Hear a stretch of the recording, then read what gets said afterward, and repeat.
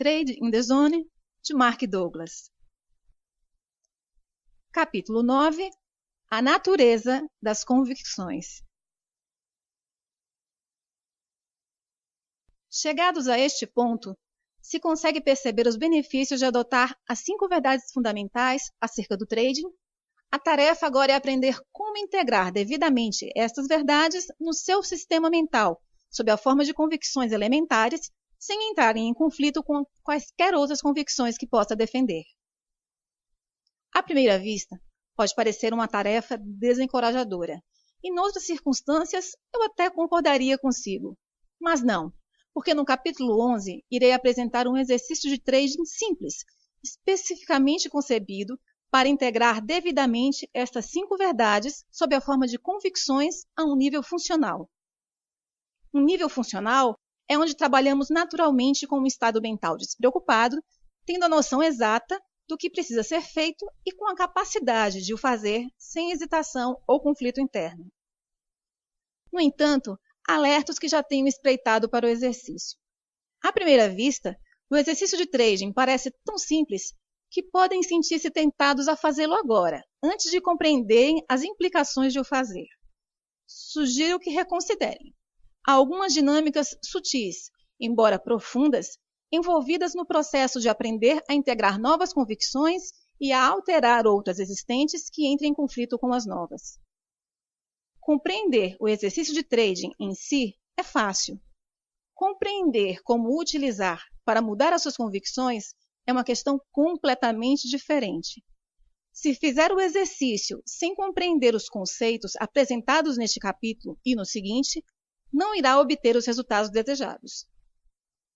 Também é importante que não dê por adquirido o esforço mental que terá de despender para aceitar totalmente esses princípios de sucesso, independentemente se os compreende bem ou não. Lembre-se de Bob, que acreditava que compreendia profundamente o conceito de probabilidades, mas não foi capaz de trabalhar numa perspectiva probabilística. Muitas pessoas cometem o erro de partir do princípio de que, quando compreendem algo, esse novo conhecimento torna-se automaticamente uma parte funcional da sua identidade. Na maior parte das vezes, compreender um conceito é só o primeiro passo do processo da sua integração a um nível funcional. Isto verifica-se especialmente para conceitos que lidam com o pensamento probabilístico. As nossas mentes não estão naturalmente programadas para serem objetivas ou ficarem no momento presente. Isso significa que temos de treinar ativamente as nossas mentes para pensarem desse ponto de vista. Para além do treino, pode haver um sem número de convicções em conflito para resolver. As convicções em conflito terão o efeito de sabotar as melhores intenções para trabalhar com um estado mental objetivo ou para experimentar o fluxo de oportunidades do momento presente. Por exemplo, suponhamos que passou anos a aprender a ler os mercados, ou gastou muito dinheiro a desenvolver ou a comprar sistemas técnicos, só para conseguir descobrir o que acontecerá a seguir.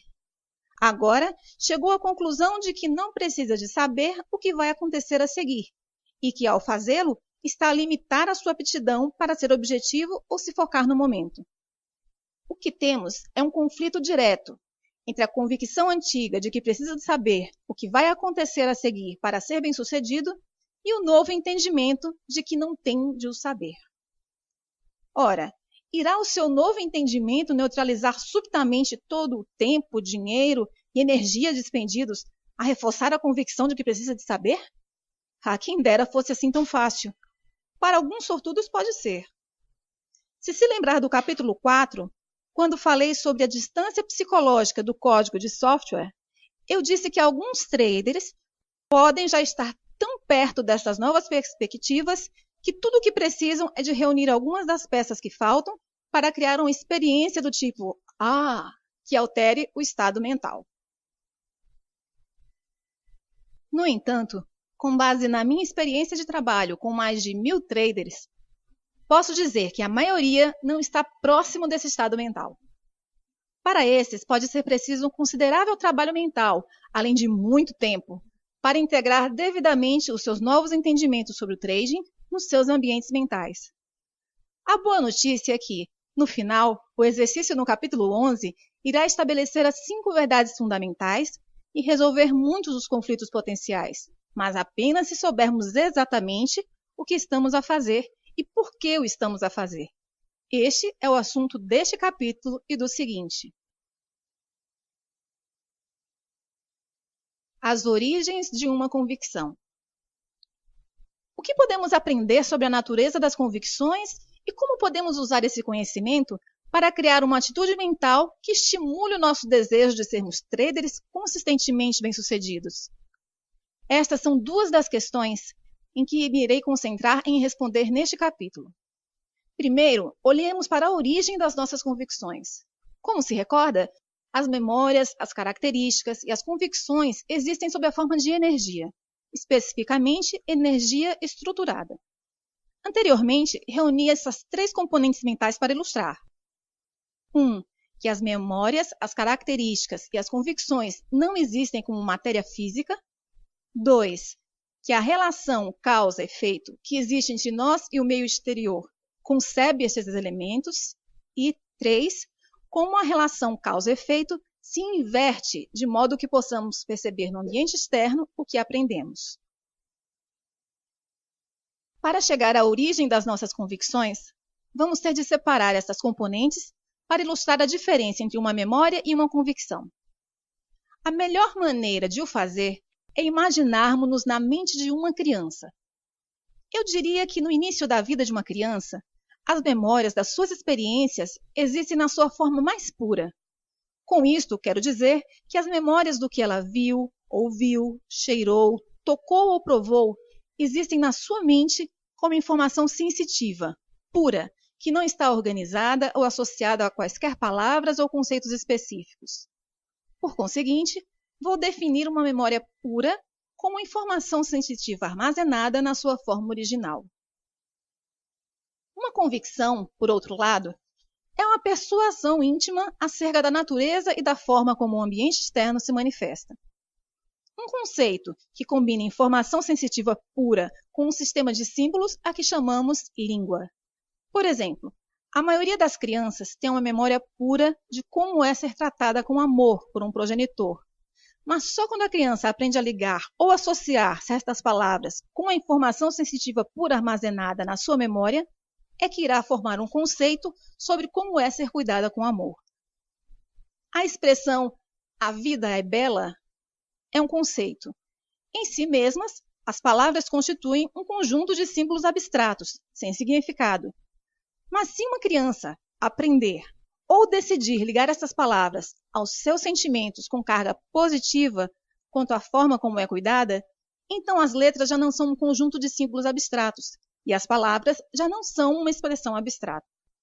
A vida é bela torna-se uma distinção definitiva sobre a natureza da existência ou o modo como o mundo funciona. Similarmente, se a criança não recebesse os cuidados adequados às suas necessidades, pode com igual facilidade ligar as suas sensações de dor emocional a um conceito como a vida não é justa ou o mundo é um lugar terrível. Em qualquer caso, quando a energia positiva ou negativa das nossas memórias ou experiências se liga a um conjunto de palavras a que chamamos conceito, este adquire energia e, em resultado disso, é transformado numa convicção acerca da natureza da realidade. Se considerarmos que os conceitos são estruturados pelo sistema de uma língua e adquirem energia pelas nossas próprias experiências, torna-se claro por que me refiro às convicções como energia estruturada. Quando uma convicção surge, o que faz? Qual é a sua função? Em certos aspectos, parece ridículo colocar essas questões. Afinal, todos temos convicções. Estamos constantemente a expressar as nossas convicções tanto pela linguagem como através das nossas ações. Além disso, estamos constantemente a interagir com as convicções de outras pessoas quando elas as exprimem. No entanto, se perguntar exatamente o que faz uma convicção, provavelmente a sua mente ficará confusa. Por outro lado, se perguntar quais as funções dos seus olhos, ouvidos, nariz ou dentes, não teria problema em responder. As convicções são componentes tão importantes da nossa Constituição, entendemos o impacto que tem na qualidade das nossas vidas, que é uma das grandes ironias da vida que sejam aquelas em que menos pensamos e que menos compreendemos. O que quero dizer com aquelas em que menos pensamos é que se tivermos um problema com uma das partes do nosso corpo, naturalmente centramos nela a nossa atenção e pensamos sobre o que precisamos de fazer para resolver o problema. No entanto, não nos ocorre que os problemas que possam limitar a qualidade das nossas vidas, por exemplo, infelicidade, insatisfação ou insucesso numa determinada área, estejam enraizadas nas nossas convicções. Este desvio de atenção é um fenômeno universal. Uma das características proeminentes das convicções é que tornam evidente e inquestionável o que experimentamos. De fato, se não fosse pelo intenso desejo que tem em vivenciar um sucesso consistente como trader, era provável que eu não estivesse a ler sobre este tema. Normalmente são precisos anos de frustração para as pessoas começarem a aceitar que podem ser as suas convicções a fonte das suas dificuldades. No entanto, embora as convicções sejam uma parte complexa da nossa identidade, não é preciso considerar esse processo de autoanálise como uma crítica. Considere que nenhum de nós cresceu com qualquer uma das nossas convicções, que foram todas adquiridas de várias maneiras. Muitas das convicções que têm um impacto mais profundo nas nossas vidas não foram sequer adquiridas livre ou conscientemente, foram introduzidas por outras pessoas. E provavelmente não será normalmente uma surpresa para ninguém afirmar que as convicções que nos causam mais dificuldades sejam aquelas que foram adquiridas através dos outros sem o nosso consentimento consciente. Refiro-me às convicções adquiridas quando éramos demasiado jovens e sem informação para compreender as implicações negativas daquilo que nos estavam a ensinar.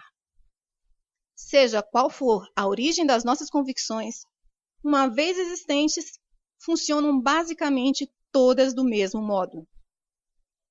As convicções têm caráter e formas particulares de desempenharem as suas tarefas, ao contrário das diferentes partes dos nossos corpos. Por exemplo, se compararmos os meus olhos com os seus, ou as minhas mãos com as suas, ou os meus glóbulos vermelhos com os seus, podemos ver que não são exatamente iguais, mas têm características em comum que os faz funcionar de modo semelhante. Pela mesma razão, uma convicção de que a vida é bela funcionará da mesma maneira de uma convicção de que a vida é terrível. As duas convicções são diferentes e o efeito que cada uma tem na qualidade de vida de quem a profere é muito diferente, mas ambas as convicções irão funcionar exatamente da mesma forma. As convicções e o seu impacto nas nossas vidas. Num sentido mais amplo, as convicções moldam as nossas vidas. Como já referi, não nascemos com nenhuma das nossas convicções. Elas são adquiridas e, à medida que se adicionam umas às outras, a forma como vivemos as nossas vidas reflete aquilo em que aprendemos a acreditar. Pense como a sua vida seria diferente se tivesse nascido num sistema cultural, religioso ou político que tivesse pouco em comum com o seu atual. Pode ser difícil imaginar, mas aquilo em que teria aprendido a acreditar sobre a natureza da vida e o modo como o mundo funciona podia não ter nada a ver com aquilo em que hoje acredita, mas iria defender essas convicções com o mesmo grau de certeza com que defende as suas convicções atuais. Como as convicções moldam as nossas vidas? 1. Geram a percepção e a interpretação que fazemos da informação do meio ambiente de forma a ser compatível com aquilo em que acreditamos. 2. Criam as nossas expectativas. Lembre-se que uma expectativa é uma convicção projetada para algum momento no futuro. Como não podemos esperar algo que não conhecemos, também podíamos dizer que uma expectativa é aquilo que conhecemos projetado em algum momento futuro. 3. O nosso comportamento é coerente com aquilo em que acreditamos. 4. Finalmente, as convicções moldam a forma como nos sentimos quanto aos resultados das nossas ações. Não há muito na forma como atuamos em que as convicções não desempenham um papel importante. Acrescento a seguir um exemplo para ilustrar as várias funções de uma convicção. Na primavera de 1987, estava a ver um programa de televisão. Era sobre algumas celebridades que pregavam partidas umas às outras. Numa parte do programa, a estação de TV contratou um homem para ficar no passeio da Avenida Michigan, assegurar uma placa que dizia "Dinheiro grátis, só hoje". Para quem não conhece Chicago, a Avenida Michigan alberga muitos armazéns e lojas da moda. A estação de TV deu ao homem uma quantia considerável em numerário, com instruções para dar o dinheiro a quem o pedisse. Ora, se considerarmos que a Avenida Michigan é uma das zonas mais movimentadas da cidade, e se partirmos do princípio de que a maioria das pessoas que passaram pelo homem na rua conseguia ler a placa, quantas pessoas pensa que aceitaram a oferta e pediram dinheiro? De todas as pessoas que passaram e leram a placa, só uma parou e disse: "Fantástico! Pode dar-me 25 centavos para comprar um bilhete de ônibus?" Fora isso, ninguém sequer se aproximou do homem. O homem acabou por ficar frustrado, porque as pessoas não estavam a reagir como ele esperava. Anunciou o seu propósito mais alto: "Alguém quer dinheiro? Tenho dinheiro para dar. Ajudem-me a livrar-me dele." Todas as pessoas continuaram o seu caminho como se ele não existisse. De fato, reparei que algumas pessoas se desviaram mesmo do seu caminho para o evitar. Quando um homem de terno e gravata se aproximou, dirigiu-se a ele e disse: "Quer algum dinheiro?" O homem respondeu: "Hoje não." Frustrado, retorquiu: "Quantas vezes acontece isto? Importa-se de aceitar o meu dinheiro?" Enquanto tentava entregar ao homem algum dinheiro. O homem respondeu com um brusco "não" e continuou a andar. O que passa? Por que é que ninguém, exceto a pessoa que precisava do bilhete de ônibus, pediu dinheiro? Se considerarmos que a maioria dos transeuntes podia ler a placa, mas mesmo assim não fazia o mínimo esforço para ir buscar o dinheiro, podemos pensar que não se interessavam por dinheiro. No entanto, isso é extremamente improvável, considerando o quanto das nossas vidas dedicamos à procura de dinheiro. Se estamos de acordo que as pessoas conseguiam ler a placa e que o dinheiro é importante para elas, então o que as teria impedido de pedirem uma parte para si? O ambiente estava a disponibilizar uma experiência que a maioria das pessoas teria adorado: alguém a dar dinheiro sem quaisquer condições associadas. Mas o fato é que ninguém prestava atenção. Podem não ter percebido o que estava disponível. Isso é difícil, porque a placa dizia claramente "dinheiro grátis, só hoje". No entanto, não é difícil perceber se considerarmos que a maioria das pessoas tem a convicção arraigada, um conceito muito forte sobre a forma como o mundo funciona, de que dinheiro grátis não existe. Se o dinheiro grátis realmente não existe, então como é que solucionamos a contradição óbvia entre essa convicção e a placa dizer que existe? É fácil. Simplesmente decidimos que o homem com a placa é maluco. Que mais poderia justificar um comportamento tão estranho se de fato o dinheiro grátis não existe? O processo de raciocínio que explicaria a contradição podia ser algo semelhante a isso. Toda a gente sabe que é raro obtermos dinheiro sem condições associadas, e muito menos de um estranho numa das ruas mais movimentadas da cidade. De fato, se o homem estivesse realmente a distribuir dinheiro, já estaria cercado pela multidão. Podia até colocar a sua vida em perigo. Deve ser maluco. É melhor afastar-me dele. Quem sabe o que poderá fazer? Repare que cada componente do processo de pensamento descrito é coerente com a convicção de que o dinheiro grátis não existe. 1. As palavras dinheiro grátis não foram percebidas nem interpretadas tal como se pretendia. 2. Decidir que a pessoa com a placa tinha de ser maluca criou uma expectativa de perigo, ou pelo menos uma percepção de que se justificava ter cuidado. 3. Mudar intencionalmente o caminho para evitar contato com a pessoa com a placa é uma ação que é coerente com a expectativa de perigo. 4. Como é que cada pessoa se sentiu com o desfecho? É difícil dizer sem conhecer cada pessoa individualmente, mas uma boa hipótese seria que se sentiram aliviados por terem conseguido evitar um encontro com uma pessoa maluca.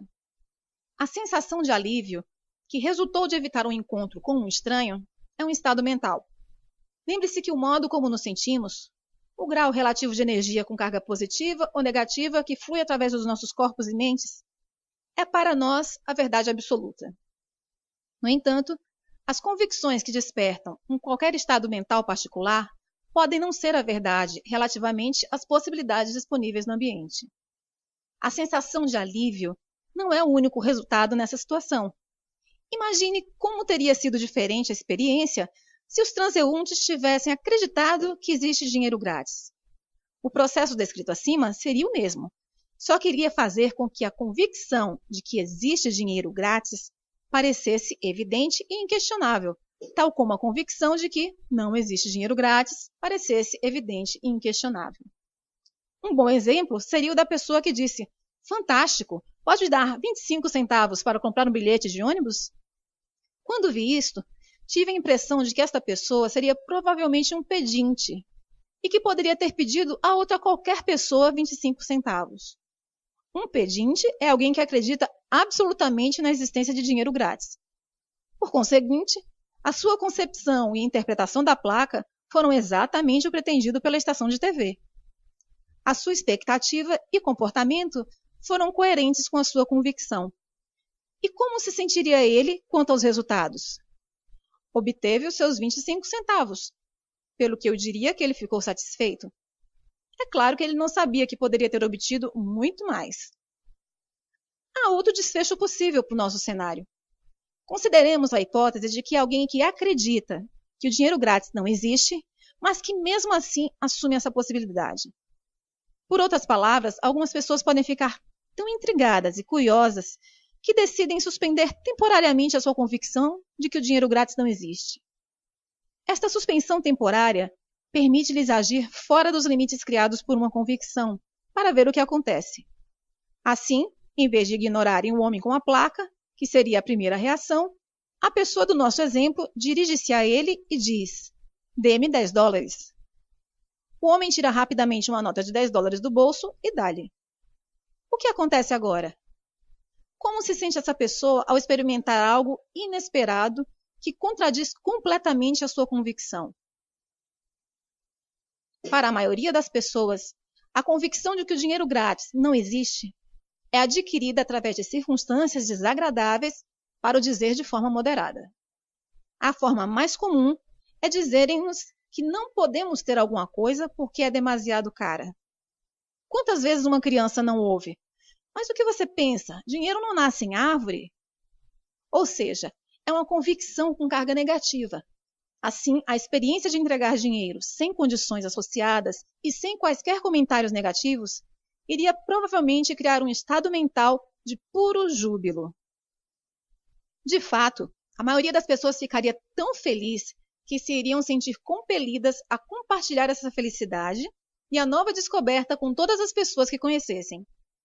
Posso imaginá-lo a regressar ao emprego ou à casa e no momento em que se encontra alguém, as primeiras palavras que saem da sua boca são: "Não vai acreditar no que me aconteceu." E embora queira desesperadamente que essas pessoas acreditem na sua história, provavelmente não vão acreditar. Por quê? Porque a sua convicção de que o dinheiro grátis não existe irá fazer com que interpretem a sua história de um modo a negar a sua veracidade. Para levar este exemplo um pouco mais longe, imaginemos o que aconteceria ao estado de espírito da pessoa do nosso exemplo se lembrasse que poderia ter pedido mais dinheiro. Está num estado de júbilo. No entanto, no momento em que esse pensamento lhe surge, ou alguém lhe lembra que poderia ter pedido mais dinheiro, o seu estado de espírito alegre irá imediatamente mudar para um estado de pesar com carga negativa. Por quê? Porque associou-lhe a convicção com carga negativa, que significa perder uma oportunidade. Em resultado, em vez de ficar contente com o que obteve, irá lamentar o que poderia ter obtido, mas não obteve. Convicções versus verdade. Nestes 3 exemplos, todos têm a sua versão individual. Se lhes perguntar, Cada um descreveria o que viveu do seu ponto de vista, como se fosse a única versão verdadeira e válida da realidade. Contradição entre essas três versões da verdade sugere-me uma importante questão filosófica que precisa ser resolvida.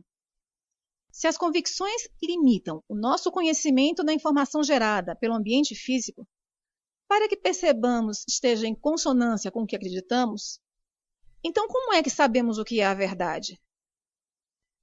Se as convicções limitam o nosso conhecimento da informação gerada pelo ambiente físico, para que o que percebemos esteja em consonância com o que acreditamos, então como é que sabemos o que é a verdade?